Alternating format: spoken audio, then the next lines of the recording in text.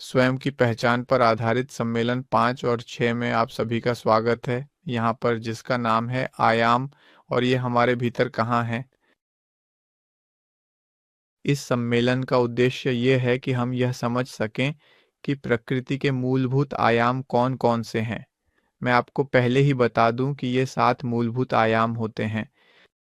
हम यह अध्ययन करेंगे कि इन्हें कैसे जाना और नियंत्रित किया जाए, क्योंकि विभिन्न अभ्यासों और तकनीकों से जिन्हें हम इस पाठ्यक्रम में सीखेंगे, हम इन आयामों की यात्रा करना सीखेंगे ताकि यह केवल सिद्धांत न रहे बल्कि वास्तविकता बने। इसके बाद हम यह सिखाएंगे कि कैसे चेतना की क्रांति के 3 कारकों के माध्यम से हम इन आयामों को नियंत्रित कर सकते हैं, क्योंकि उद्देश्य केवल इन आयामों के बारे में बात करना नहीं है, बल्कि यह सीखना है कि उन्हें नियंत्रित करने के तरीके कौन कौन से हैं और प्रत्येक आयाम के भीतर छिपी सारी ज्ञान संपदा को कैसे प्राप्त किया जाए। हम यह चर्चा करना शुरू करेंगे कि आयाम क्या है। एक आयाम चेतना का एक स्तर है। चेतना का स्तर प्रकृति में मौजूद विभिन्न घटनाओं के बारे में ज्ञान या समझ के स्तर को दर्शाता है। कुछ प्राणी होते हैं जिनका चेतना स्तर देवदूतों जैसा होता है, कुछ अन्य जिनका चेतना स्तर देवताओं जैसा होता है, जिनमें अधिक प्रेम और शक्ति होती है। कुछ प्राणियों के पास ऐसे चेतना स्तर होते हैं और कुछ के पास उदाहरण के लिए 50% चेतना होती है। वे 5वें आयाम में चल सकते हैं। अन्य होते हैं जिनके पास 40% चेतना है। ऐसे प्राणी हैं जिनके पास 10% चेतना है। इनमें से हर एक किसी एक आयाम में स्थित है। हमारी वर्तमान चेतना की स्थिति वास्तव में न्यूनतम है। हमारे पास केवल 3% चेतना है और इसी कारण हम निचले आयामों में रहते हैं। आमतौर पर प्रकृति में 7 मूलभूत आयामों को जाना जाता है, और यह जानना अच्छा है कि जैसे जैसे ये आयाम हमसे ऊपर की ओर यानी आरोही रूप में दूर होते जाते हैं, हमें वहाँ कम नियम मिलते हैं। जितने कम नियम होंगे उतनी ही अधिक खुशी होगी। हम वर्तमान में तीसरे आयाम में हैं। इस तीसरे आयाम में 48 नियम हैं, लेकिन इसके ऊपर चौथा आयाम स्थित है जिसमें वही 48 नियम हैं। इसके ऊपर 5वां आयाम है जिसमें 24 और 12 नियम हैं। फिर छठा आयाम है जिसमें 6 नियम हैं, और उससे ऊपर 7वां आयाम है जिसमें 3 नियम हैं, और इसी तरह आगे बढ़ता है। जैसे जैसे हम आयामों से मुक्त होते जाते हैं, जैसे जैसे हमारा चेतना स्तर बढ़ता है, हम अधिक ज्ञान, अधिक चेतना और अधिक खुशी प्राप्त करते हैं। लेकिन नीचे की ओर भी आयाम होते हैं जिन्हें निम्न आयाम कहा जाता है। ऐसे आयाम हैं जहां ऐसे प्राणी हैं जो इस समय अनैच्छिक रूप से शुद्ध हो रहे हैं, क्योंकि जब उनके पास मौका था उन्होंने अपनी कमियों को दूर नहीं किया। वे वही हैं। जिसे लिम्बो के नाम से जाना जाता है वह एक आयाम है, और उससे भी नीचे के अन्य आयाम हैं जिन्हें नर्क कहा जाता है। तो आज हम निम्न आयामों के बारे में बात करेंगे जो पहली और दूसरी आयाम होंगी, और बाद में हम उच्च आयामों के बारे में बात करेंगे, चौथी, पांचवी, छठी और सातवीं आयाम। आइए हम पहली आयाम के बारे में बात करना शुरू करते हैं। इस पहली आयाम में हमें एक बार फिर बहुत ही प्रसिद्ध ट्राइटोकॉस्मोस मिलेगा। ट्राइटो का अर्थ ही है परमाणु और कॉस्मोस का अर्थ है जीवन। इस मामले में ट्राइटोकॉस्मोस प्रत्येक परमाणु की दुनिया या जीवन है। इस ट्राइटोकॉस्मोस को प्रसिद्ध नर्क के नाम से भी जाना जाता है। इस स्थान पर कौन होते हैं? यहाँ वे सभी प्राणी पाए जाते हैं जिन्होंने 108 अस्तित्व पूरे कर लिए हैं। याद रखिए, हमें अहंकार को समाप्त करने और आत्म साक्षात्कार के लिए 108 अवसर दिए जाते हैं। अगर वे 108 अस्तित्व समाप्त हो जाते हैं तो हमें इस पहली आयाम, इस नर्क में उतरना पड़ता है।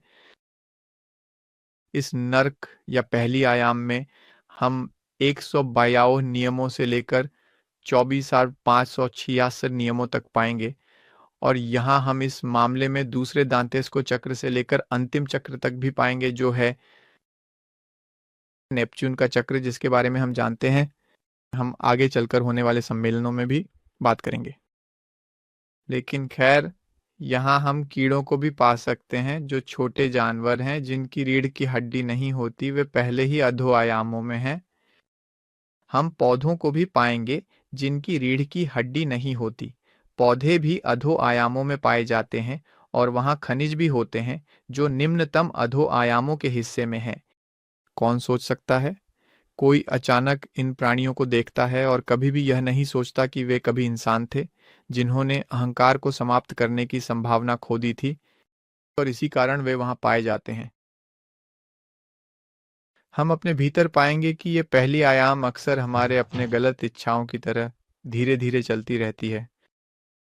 हमारे भीतर जब भी हमें सुख पाने की इच्छा होती है, दुख पाने की इच्छा होती है, मारने की इच्छा होती है, आलोचना करने की इच्छा होती है, सोने की इच्छा होती है, तो पहली आयाम प्रकट हो रही होती है। अब हम दूसरी आयाम के बारे में बात करेंगे।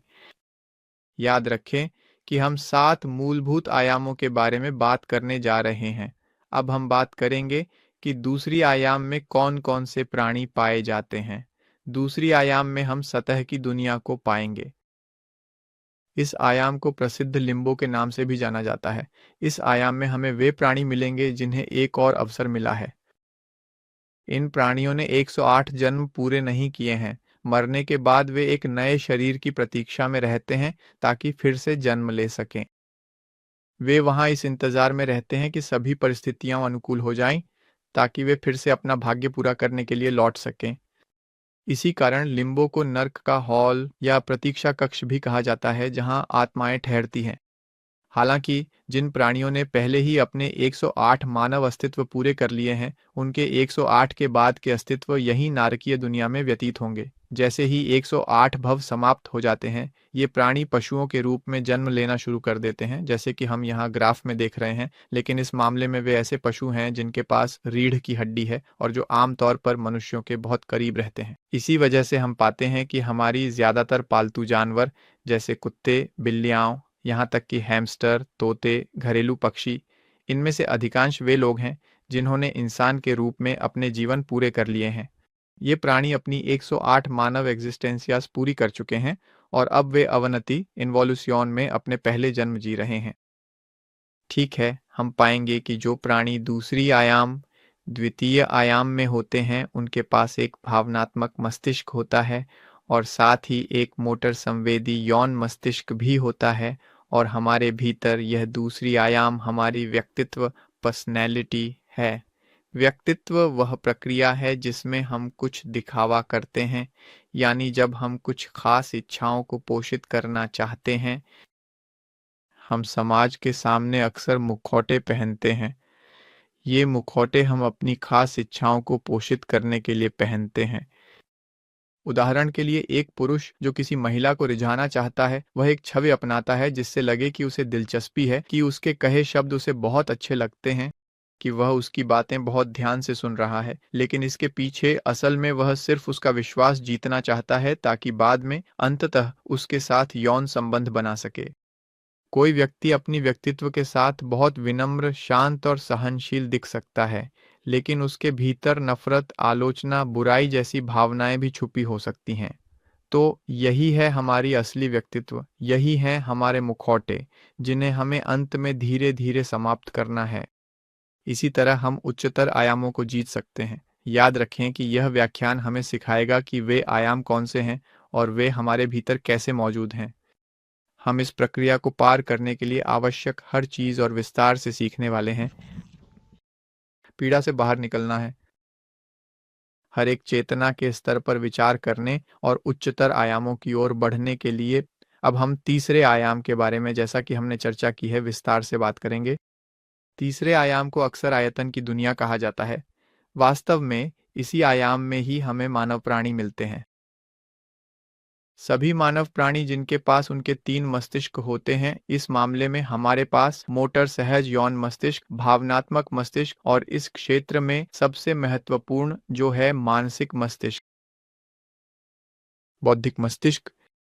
यह मस्तिष्क इतना महत्वपूर्ण क्यों है? क्योंकि मानसिक मस्तिष्क के माध्यम से हम अपनी व्यक्तित्व और अपनी इच्छाओं पर विचार कर सकते हैं और इसी चिंतन के माध्यम से हम उन्हें समाप्त कर सकते हैं। और जब हम उन्हें समाप्त कर देंगे तो हम प्रकृति के उच्चतर आयामों की ओर आगे बढ़ सकेंगे। इसीलिए यह इतना महत्वपूर्ण है कि हम अपने बौद्धिक मस्तिष्क का उपयोग सचेत रूप से करना सीखें।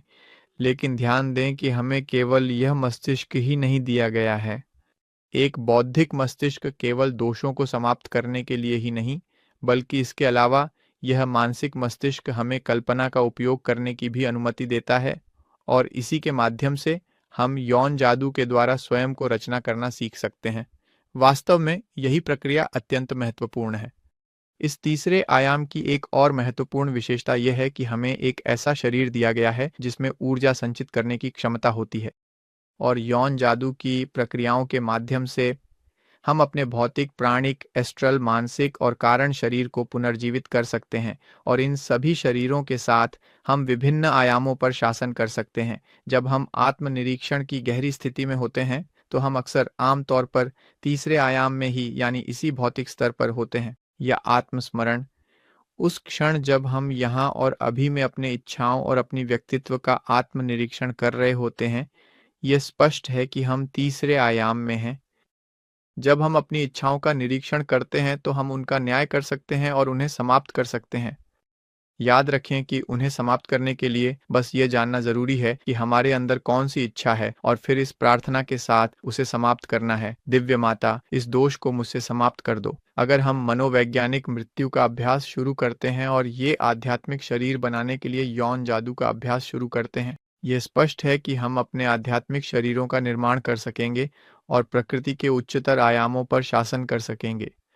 इसीलिए निस्संदेह यह तीसरा आयाम वास्तव में इतना अत्यंत महत्वपूर्ण है, और यहीं से दो रास्ते खुलते हैं: अस्तित्व के लिए रास्ता या अस्तित्वहीनता के लिए रास्ता, जिसके बारे में शेक्सपियर ने भी थोड़ा बहुत बताया था।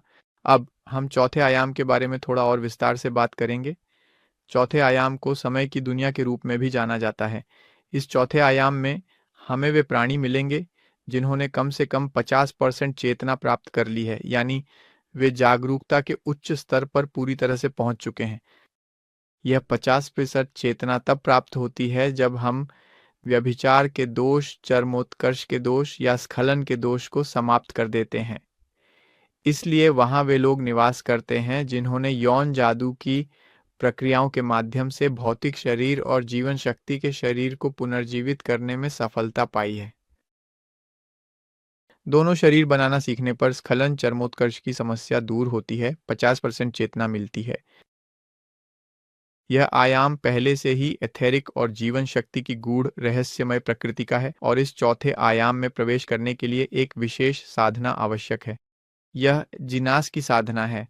यह आयाम विशेष रूप से समय के साथ गहराई से जुड़ा हुआ है, क्योंकि यदि हम यौन ऊर्जा का सही ढंग से उपयोग करना सीखना अच्छी तरह से सीख जाते हैं, तो हम अपने भौतिक शरीर के जीवन काल को और भी अधिक बढ़ाने में सक्षम हो जाएंगे।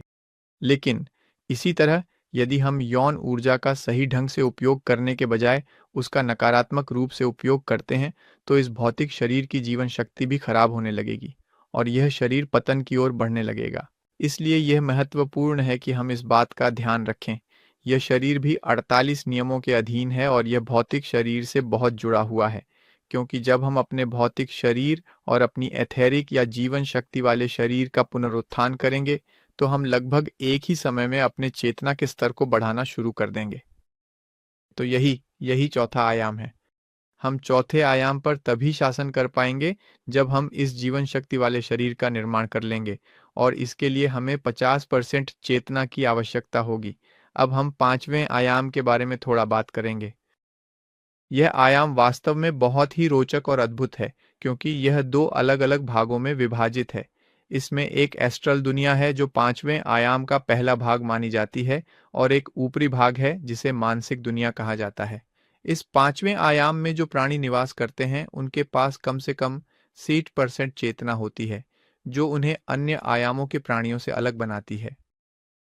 उनके पास 68% से 70% तक चेतना हो सकती है। उदाहरण के लिए वे लोग जिन्होंने पहले ही एस्ट्रल शरीर का निर्माण कर लिया है, वे लोग हैं जो अपनी भावनात्मक स्थिति को संभालना जानते हैं, अपने कई इच्छाओं पर नियंत्रण रखते हैं, न केवल यौन इच्छा पर बल्कि विभिन्न भावनात्मक अवस्थाओं पर भी।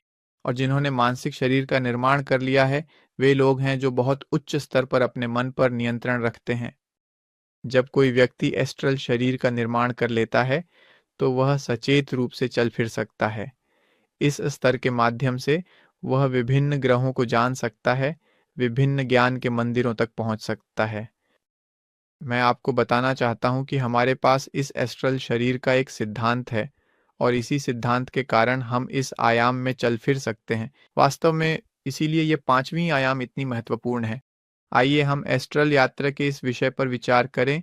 एस्ट्रल शरीर के सिद्धांत के साथ हम कुछ अनुसंधान करेंगे, लेकिन इन अनुसंधानों में से कोई भी उतना वास्तविक नहीं होगा जितना कि तब होगा जब एस्ट्रल शरीर का निर्माण हो चुका होगा, जिसके साथ हमें कहीं अधिक गहरी जानकारी प्राप्त होगी। यह शरीर आणविक प्रकृति का होता है और जिस आयाम से यह संबंधित है वह भी आणविक प्रकृति की होती है। इसीलिए जब आप इस आयाम में होंगे तो आपको महसूस होगा कि आपका शरीर जैसे जेली जैसा है। आप दीवारों के पार जा सकते हैं क्योंकि वहाँ की दीवारें भी जेली जैसी होती हैं, बहुत नाजुक होती हैं। पानी भी ऐसा ही है और इसी वजह से वहाँ का शरीर कोई भी रूप ले सकता है। वह रूप जो आप अपनी कल्पना के माध्यम से चाहे, अपनी पसंद का। यह पांचवी निम्न आयाम है, इसमें 24 नियम हैं और यह आणविक प्रकृति की है। अब हम पांचवी उच्च आयाम यानी मानसिक जगत के बारे में बात करेंगे। जैसा कि मैंने आपको बताया था, वे प्राणी जो मानसिक भाग पर नियंत्रण पा लेते हैं वे होते हैं जो किसी स्तर पर अपने विचारों पर नियंत्रण कर लेते हैं, अपनी मन को शांत कर लेते हैं। ये प्राणी, जैसा कि मैं आपको बता रहा था, लगभग 68 से 70% तक की चेतना रखते हैं और यह आयाम अपरमाण्विक प्रकृति का होता है। एक अभ्यास है जिसे मानसिक यात्रा कहा जाता है, जिसे हम सम्मेलनों में सिखाएंगे, जिसमें हम समझाएंगे कि मानसिक जगत में प्रवेश करने के लिए यह अभ्यास कैसे किया जाता है और कैसे प्रत्येक परमाणु से बात की जा सकती है। ये परमाणु ही हमारे विचार होते हैं या नकारात्मक परमाणु जो हमारे दोष होते हैं। और जब हम यह मानसिक शरीर बना लेते हैं तो हम सौर परमाणुओं से भी बात कर सकते हैं। ये वही सार हैं जो इन विचारों में फंसे हुए थे और अब मुक्त हो गए हैं। तो ये पांचवा आयाम है, या जिसे शाश्वतता भी कहा जाता है। इस पर शासन करने के लिए आवश्यक है कि हम एस्ट्रल शरीर का निर्माण करें। और अब लगभग अंत की ओर बढ़ते हुए आइए अब छठे आयाम के बारे में बात करते हैं। छठा आयाम भी उसी तरह दो भागों में विभाजित होता है। एक भाग में हमें स्वर्गदूत मिलेंगे जो छठे आयाम में निवास करने वाले प्राणी हैं, और एक और अधिक उन्नत आयाम में हमें सभी क्राइस्ट या गुरु मिलेंगे। इसी कारण यह दो भागों में विभाजित है। हम कह सकते हैं कि इस आयाम को विद्युत चुंबकत्व की दुनिया के रूप में जाना जाता है। विद्युत भाग यहाँ मोटर केंद्र में स्थित है और चुंबकीय भाग यहाँ भ्रूमध्य में पिट्यूटरी ग्रंथि में स्थित है। आइए इन सभी आयामों के बारे में बात करें। छठे निम्न आयाम में हमारे गले की ऊंचाई पर हमें वे प्राणी मिलते हैं जिन्होंने कारण शरीर या पांचवां शरीर, जिसे इच्छा और अस्वीकृति का शरीर कहा जाता है, निर्मित किया है। इन प्राणियों के पास लगभग 75% चेतना होती है, ऐसा माना जाता है, और इन्हें स्वर्गदूत, मनुष्य और दिव्यता की छवि और समानता के रूप में वर्गीकृत किया जाता है। इन प्राणियों के पास संपूर्ण और अद्भुत प्रकृति का ज्ञान होता है। और एक और बहुत महत्वपूर्ण बात जानने की यह है कि जब किसी के पास इतनी चेतना होती है तो यहाँ एक निर्णय लेना पड़ता है। क्या हम अपने अहंकार को समाप्त करना चाहते हैं और देवता बनना चाहते हैं, या हम स्वर्गदूत की अवस्था में ही रहना चाहते हैं? बहुत से प्राणी हैं जो स्वर्गदूत की अवस्था में ही रहना पसंद करते हैं और वे एक ऐसे मार्ग को चुनते हैं जिसे निर्वाण कहा जाता है, जिसके बारे में हम आगे बात करेंगे। लेकिन कुछ दुस्साहसी प्राणी ऐसे भी होते हैं जो सीधा मार्ग चुनने का निर्णय लेते हैं और वे छठी उच्चतर आयाम चुंबकत्व की दुनिया में प्रवेश कर सकते हैं। तो यही वह चीज है जो हम यहाँ छठी आयाम में पाएंगे। यहाँ हम प्रसिद्ध आकाशिक अभिलेखों को भी पा सकते हैं जिनके बारे में कई विद्यालयों ने विस्तार से बात की है। हम इसे तब प्राप्त करेंगे जब हम अपना कारण शरीर बना लेंगे और हमारे पास प्रकृति की बुद्धि होगी। अच्छा, अब छठी आयाम के ऊपरी हिस्से के बारे में बात करते हैं, जिसे छठी उच्चतर आयाम भी कहा जाता है और जिसे बौद्धिक संसार के नाम से भी जाना जाता है। इस संसार में अब हम उन महान और अद्भुत गुरुओं को पाएंगे, उन प्राणियों को जो निर्वाण या देवदूत की अवस्था को अस्वीकार कर क्राइस्ट बनने का साहसिक निर्णय लेते हैं। ये प्राणी एक उच्चतर सप्तक में होते हैं। इस छठी उच्चतर आयाम को प्रेम का संसार भी कहा जाता है। वे प्राणी जो इस मार्ग को चुनते हैं और छठी उच्चतर आयाम में प्रवेश कर सकते हैं, उन्हें अपनी आत्मा की जुड़वां, अपनी दिव्य आत्मा बुद्धि से जुड़ने का लाभ मिलता है। गुरु के मामले में उनकी आत्मा की जुड़वां को बुद्धि कहा जाता है, जबकि गुरुवानी के मामले में उनकी आत्मा की जुड़वां को एडोनिस कहा जाता है, यानी वे अपना पूर्ण पूरक पा लेते हैं। लेकिन इस आयाम में जो प्राणी होते हैं उनकी एक बहुत महत्वपूर्ण जिम्मेदारी होती है और वह जिम्मेदारी है अहंकार का नाश करना और पूरे मानवता को ज्ञान सिखाना। तो यही छठा आयाम है। यह चुंबकीय प्रकृति का होता है, इसीलिए ये यहाँ मौजूद है और यही चेतना के अस्तित्व का कारण है। जिस वजह से हम इन अध्ययनों में लगे हुए हैं वह यह है कि एक दिन हम इस बौद्धिक शरीर के साथ एक हो सकें, ताकि हमारे भीतर क्राइस्टिक शक्ति का जन्म हो सके। यहाँ हमें कुल 6 नियम मिलते हैं और अब इन 7 आयामों के बारे में बात खत्म करने के लिए हम 7वें आयाम के बारे में थोड़ा और विस्तार से बात करेंगे। ये 7वां आयाम असल में वास्तव में बहुत ही दिलचस्प है, क्योंकि यहाँ हमें आत्मिक जगत मिलेगा। 7वां आयाम यहाँ पीनियल ग्रंथि में स्थित है, जिसमें हमें केवल 3 नियम मिलेंगे। ये सृजन के 3 प्राथमिक नियम कौन से हैं? पिता का नियम, पुत्र का नियम और पवित्र आत्मा का नियम।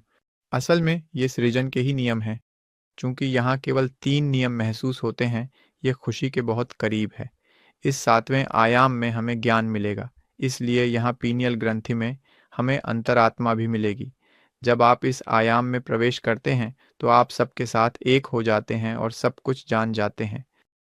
हम इस 7वें आयाम में कैसे प्रवेश कर सकते हैं? हम एक अभ्यास सिखाएंगे जिसे कोआन की ध्यान विधि कहा जाता है, ताकि उस अवस्था तक पहुंचा जा सके जिसे समाधि या प्रकाशमान शून्यता भी कहा जाता है, और इस तरह यह महसूस किया जा सके कि प्रकाश का महासागर या 7वां आयाम क्या है। वे प्राणी जो यहाँ 7वें आयाम में हैं, वे हैं जिन्होंने अहंकार को पूरी तरह समाप्त कर दिया है, जो एक ऐसी प्रक्रिया में है जिसे तीसरा पर्वत कहा जाता है। और वे बस इन तीनों नियमों को एक में बदल रहे हैं। ये वे प्राणी हैं जिनकी लगभग 99% चेतना वास्तव में पूरी तरह से जागृत है, और वे अपनी 100% बुद्धि को जागृत करने के बहुत ही करीब हैं। लेकिन हम उन तकनीकों के माध्यम से जिन्हें हम इस कोर्स में विस्तार से सिखाएंगे, धीरे धीरे हम इन आयामों में प्रवेश करेंगे। एक और बहुत दिलचस्प बात यह है कि जब हम ध्यान के माध्यम से 7वें आयाम में प्रवेश करते हैं तो हम अपने आंतरिक ईश्वर से बात कर सकते हैं, जो परम में स्थित है। परम को स्वर्ग की तरह समझा जा सकता है। आइए इसे इस ग्राफिक में ही थोड़ा देखें। मैं आपको यह ग्राफिक दिखाना चाहता हूँ। यहाँ इस ग्राफिक में जो सूरज दिख रहा है वही प्रसिद्ध स्वर्ग है, जहाँ प्रेम है, खुशी है। हम इसे परम कहते हैं और यहाँ ईश्वर हैं। तो जब हम 7वें आयाम में पहुंचते हैं तब हम अपने व्यक्तिगत ईश्वर से बात कर सकते हैं। याद रखिए कि हमारे भीतर ही अंतरात्मा है जो हमें मार्गदर्शन करती है, लेकिन जो आंतरिक ईश्वर है जो परम में स्थित है, उसे हम तब जान पाएंगे जब हम 7वें आयाम में प्रवेश करने में सफल होंगे। ठीक है, इस आयाम की प्रकृति यह है कि यह फोटोनिक है, यानी यह प्रकाश जैसी है, और यह हम में से प्रत्येक का क्राइस्टिक सिद्धांत है। जब हम उस सीधे मार्ग को अपनाते हैं तो यह परमाणु जो आत्मन है पूरी तरह से इच्छा शक्ति पर अधिकार कर लेता है और वे कार्य करता है जो उसे करने होते हैं। ये दूसरी पर्वत पर होगा, जिसके बारे में, जैसा कि हमने बताया, हम आगे किसी अन्य विषय में विस्तार से बात करेंगे। अब इस छोटी सी चर्चा को समाप्त करने से पहले हम थोड़ा बात करेंगे कि हम इन आयामों की यात्रा कैसे कर सकते हैं। मैं आपको याद दिला दूं, पहली आयाम नरक, दूसरी आयाम लिम्बो और पांचवीं निम्न आयाम को जानने के लिए हम एक अभ्यास का उपयोग करेंगे जिसे एस्ट्रल यात्रा कहा जाता है, जिसे हमने तीसरे सम्मेलन में सिखाया है, जो आपके लिए उपलब्ध है जब भी आप देखना चाहें। चौथी आयाम में प्रवेश करने के लिए एक अभ्यास की आवश्यकता होगी जिसे जिनास की स्थिति कहा जाता है, जिसके बारे में हम आगे बात करेंगे। पांचवीं उच्च आयाम को जानने के लिए मानसिक यात्रा का अभ्यास है, जिसे हम फेज बी में विस्तार से सिखाएंगे और समझाएंगे। कारण जगत को जानने के लिए जो छठी निम्न आयाम है, और बौद्धिक जगत, प्रेम का संसार तथा 7वीं आयाम को जानने के लिए हम एक अभ्यास का उपयोग करेंगे जिसे ट्रांसेंडेंटल मेडिटेशन कहा जाता है, जिसे हम आने वाले व्याख्यानों में आप सभी के लिए अत्यंत विस्तार से सिखाएंगे, ताकि आप इन विषयों, इन व्याख्यानों के प्रति सतर्क रहें। ठीक है, अब इस विषय को समाप्त करने के लिए यह जानना महत्वपूर्ण है कि चेतना की क्रांति के 3 कारकों के अभ्यास के माध्यम से ही वह तरीका है जिससे हम आयामों पर शासन कर सकते हैं। इन तीनों कारकों का अभ्यास निरंतर और समर्पित रूप से करना आवश्यक है, क्योंकि इन्हीं के माध्यम से हम अपने जीवन में सकारात्मक परिवर्तन लाने और विभिन्न आयामों को समझने की क्षमता विकसित कर सकते हैं। सबसे पहले रोजमर्रा की जिंदगी में हम आत्मनिरीक्षण की प्रक्रिया में रहेंगे ताकि अपनी व्यक्तित्व और अपनी इच्छाओं की खोज कर सकें। हर बार जब कोई इच्छा प्रकट होती है तो हम दिव्य माता से प्रार्थना करेंगे कि वह उसे समाप्त कर दे। दिव्य माता, इस मैं को, इस दोष को मुझसे हटा दो। कोई विचार आता है, दिव्य माता, इस विचार को मुझसे हटा दो। यदि हम पूरे दिन आत्मनिरीक्षण और जागरूकता में रहते हैं तो हम उस चेतना को मुक्त कर पाएंगे जो बंधी है। दूसरे तत्व के साथ, जो कि आध्यात्मिक जन्म का तत्व है, हम उस सारी ऊर्जा का उपयोग करेंगे जिसे हम मुक्त कर रहे हैं और उसे अपनी रीढ़ की हड्डी में संचित करेंगे ताकि हम उच्चतर आयामों पर शासन कर सकें और चेतना के सभी अस्तित्वगत शरीरों का निर्माण कर सकें। यदि ये अस्तित्वगत शरीर नहीं बनाए जाते तो कभी भी उच्चतर आयामों की पूर्ण ज्ञान तक पहुंच नहीं हो सकती। और तीसरा तत्व है मानवता के लिए बलिदान। यदि हम यह ज्ञान दूसरों को सिखाते हैं तो हमें कुछ ऐसा प्राप्त होगा जिसे हम हृदय या प्रेम के गुण भी कहेंगे, और ये गुण हमारे किस काम में आखिरकार आएंगे? 10 गुना तेजी से आगे बढ़ने के लिए। गुरुजन कहते हैं कि जो व्यक्ति मानवता के लिए बलिदान करता है, जो यह ज्ञान दूसरों को सिखाता है, वह बहुत बहुत तेजी से आगे बढ़ेगा। तो यही वह प्रेरक तत्व है जिससे इन्हीं 3 तत्वों की साधना के माध्यम से हम हर बार और भी बेहतर तरीके से आगे बढ़ सकते हैं। ये वे महत्वपूर्ण निष्कर्ष हैं जिन्हें हमें हमेशा ध्यान में रखना चाहिए। याद रखें, पूर्ण रूप से आयामों पर शासन करने का एकमात्र तरीका है चेतना के अस्तित्वात्मक शरीरों का निर्माण करना, जिन्हें उच्चतर सेक्स की साधना के माध्यम से बनाया जाएगा। पिछली सम्मेलनों में हमने ये अध्ययन किया कि क्यों और हम ऊर्जा कैसे बचाएंगे, लेकिन आज हम यह अध्ययन करेंगे कि उस बचाई गई ऊर्जा का उपयोग हम इन आयामों को जानने और उन पर शासन करने के लिए कैसे करेंगे। मैं आपको एक छोटी सी पंक्ति के साथ छोड़ना चाहता हूँ। जैसे जैसे हम ऊपर उठते हैं, आयाम और भी हल्के होते जाते हैं, धीरे धीरे और भी हल्के। इसीलिए हर बार जब हम यह कार्य करते हैं तो हम अधिक खुशी, अधिक प्रेम, अधिक ज्ञान का अनुभव करेंगे। आप सभी का इस क्षण तक हमारे साथ बने रहने के लिए बहुत बहुत धन्यवाद। मैं आपको यहाँ हमारी सोशल मीडिया के साथ छोड़ता हूँ ताकि आप हमारे साथ जुड़े रहें। अगर आपको कोई संदेह या जिज्ञासा हो तो आप हमें कमेंट्स में लिख सकते हैं। हम आपकी सभी प्रश्नों का उत्तर देने के लिए तैयार रहेंगे।